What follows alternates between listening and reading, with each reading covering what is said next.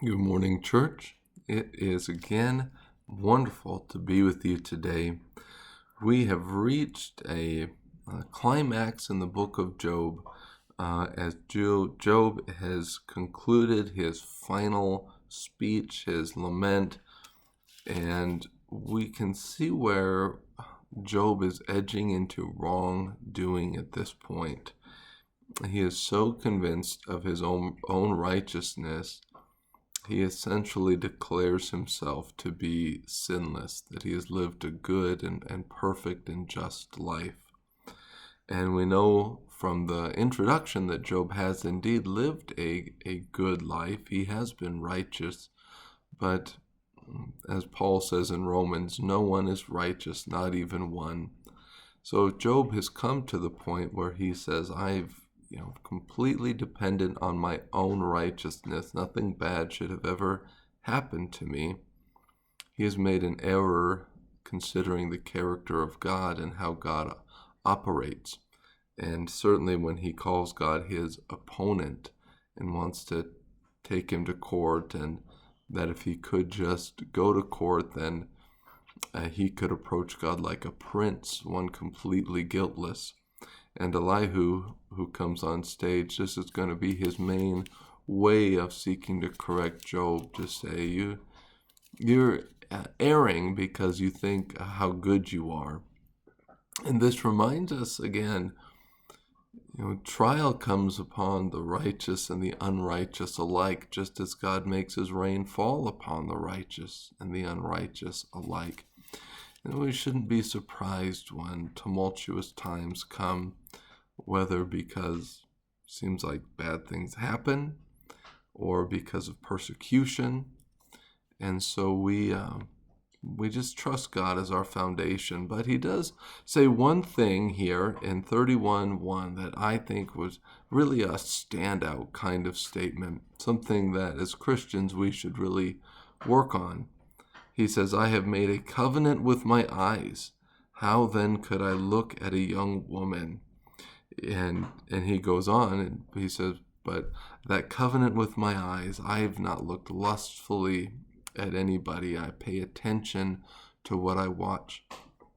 I believe strongly this is a huge fault in the Christian church today, that we do not have this covenant with our eyes, and that our viewing habits are almost indistinguishable from the lost and the secular world, whether it's movies or Barna has looked at pornography statistics. The church generally is not much different from someone who's not in the church, who has not confessed Christ. And that is something that we would say is completely unacceptable. What we find is entertaining really speaks a lot to the character of who we are. And so we just really want to be mindful of what it is that we're going to put in to our brain space, because what we take in is what we're going to dwell on and think about. We're visual creatures as humans. And so what we spend time with is what we are going to, over time, find to be important. Don't be deceived. Bad company corrupts good morals. And it doesn't have to be physical company. That's going to be the company of the entertainment that we keep. But Paul says, I say then, this is from our Galatians reading, chapter 5, verse 16, walk by the Spirit, and you will certainly not carry out the desire of the flesh. Because the complaint that comes back is, well, I don't want to live a boring life. I don't want to be, bored or deprived from these things that seem so good and so nice.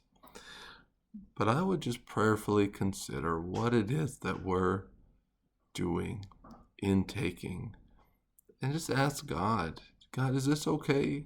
Am I glorifying your name, or is this something that you would permit me to do?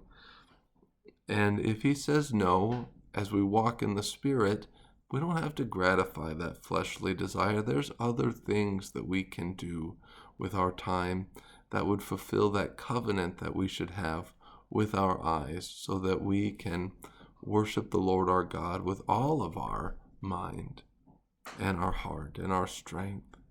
So it's my encouragement today, church. Don't be righteous in your own eyes. Trust the Lord for his righteousness that covers you with his blood. And remember that covenant with your eyes.